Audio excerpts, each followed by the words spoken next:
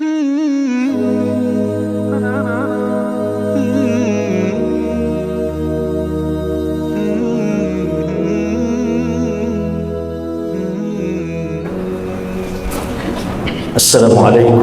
warahmatullahi wabarakatuh. Alhamdulillahil akbar, wassalatu wassalamu ala rasulillah alladhi qad 'allamana kayfa nusalli wa na'budu 'ala Allahil akbar. Asyhadu an la ilaha illallah wahdahu la syarika lah wa asyhadu anna Muhammadan abduhu wa rasuluh sallallahu alaihi wasallam ala nabiyya ba'dah.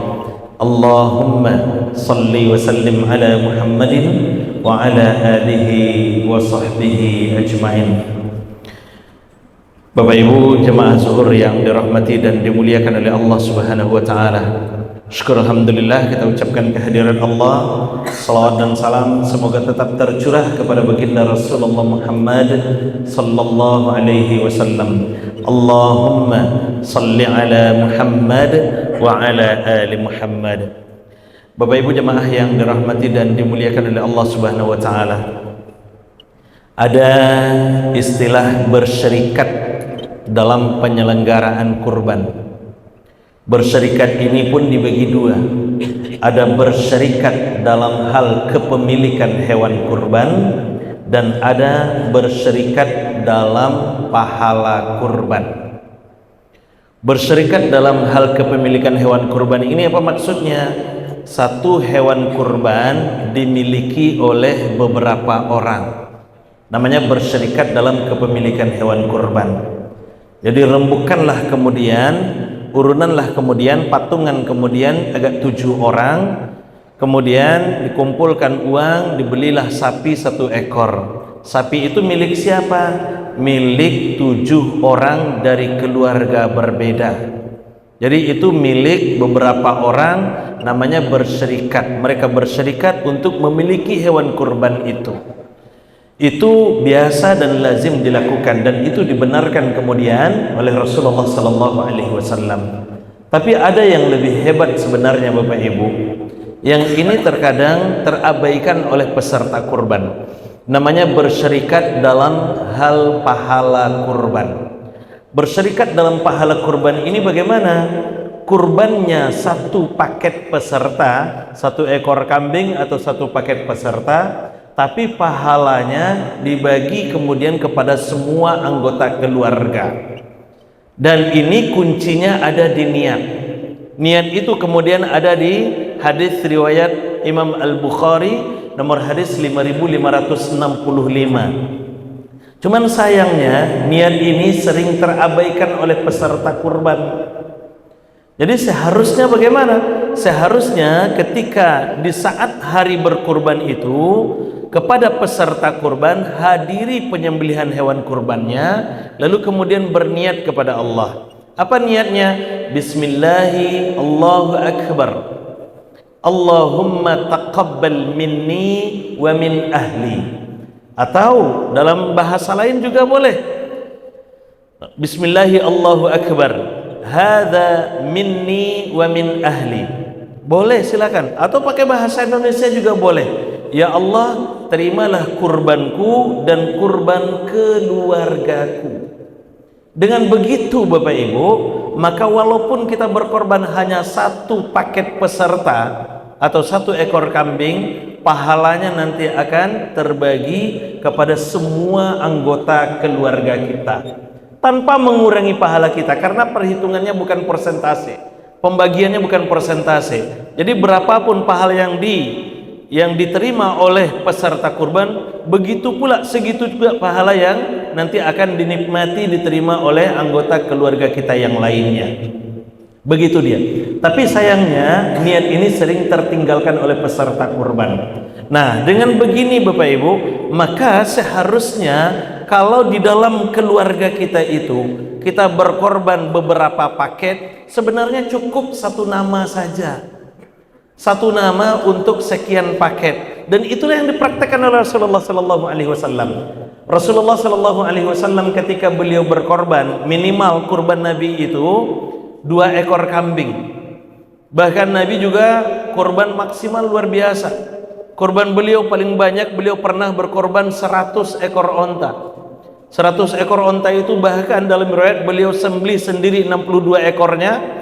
Di riwayat lain disebutkan 63 ekor, sisanya diserahkan kepada Ali bin Abi Thalib dan tim untuk menyelenggarakan korban Rasul ini. Hadis inilah kemudian juga dipakai oleh para ulama kita untuk mendasari bolehnya membentuk panitia kurban itu. Nah, artinya apa? Dari 100 ekor onta kurban Nabi itu tetap namanya hanya satu, ini kurban Muhammad, gitu saja.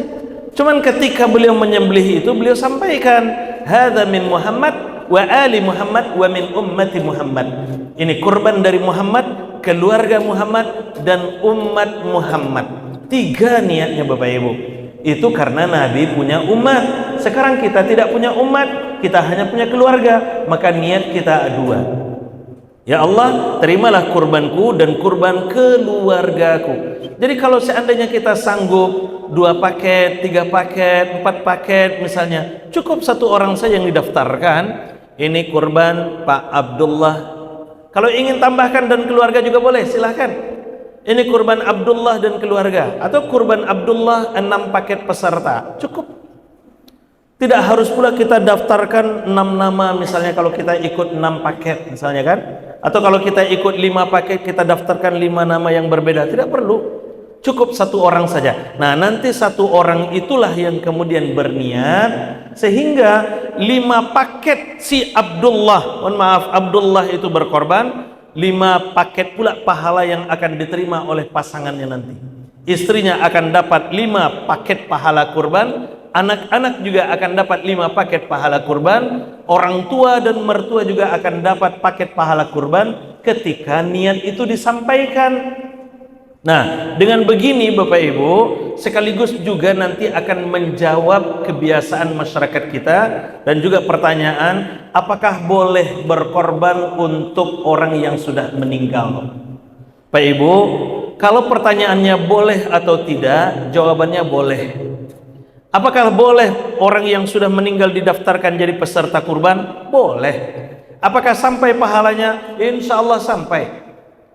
Tapi bagaimana sebaiknya? Sebaiknya orang hidup. Nah, kenapa orang hidup? Pertama, hanya orang hidup yang bisa berniat, yang akan menyampaikan, mengamalkan hadis Al-Bukhari 5565 itu tadi.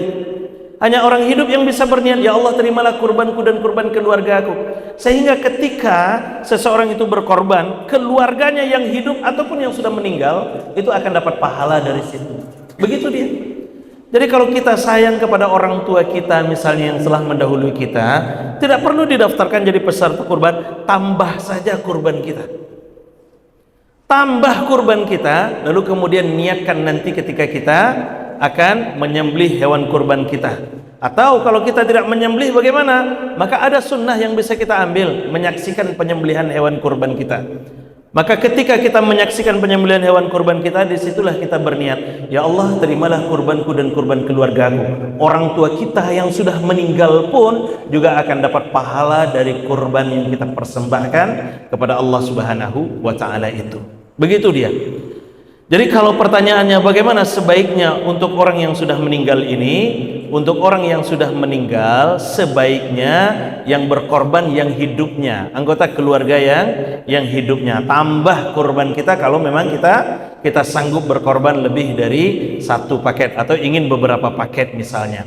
Di sisi lain, kalau kita tetap mendaftarkan peserta kurban yang sudah meninggal, maka tentu pahalanya hanya untuk si pekurban saja. Kenapa? Karena beliau tidak bisa berniat. Disinilah ruginya.